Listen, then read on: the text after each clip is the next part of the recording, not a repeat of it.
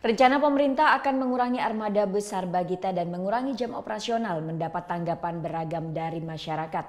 Dan ternyata masih banyak warga yang bergantung dari transportasi ini dan mengaku kecewa dengan rencana evaluasi tersebut.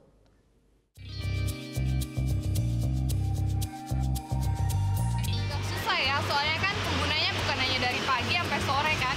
Kalau pengguna siang gimana dong? Kalau menurut saya sih, karena saya contohnya nggak selalu masuk pagi. Jadi kalau misalnya bisnya dari jam 6 sampai jam 9, terus dari jam 4 sampai terusnya. Jadi terakhir saya juga bingung mau naik apa, karena kalau masuk siang kayak gini. Pelayanan untuk publiknya malahan harusnya tambah dimaksimalkan, bukan malah dikurangi.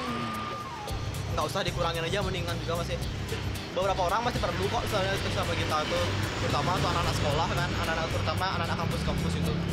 Kalau menurut saya sih mending kalau bisa trainnya ditambah, soalnya kan banyak pengguna setia server kita itu sangat membutuhkan server kita, khususnya mahasiswa yang memiliki kegiatan di bukit.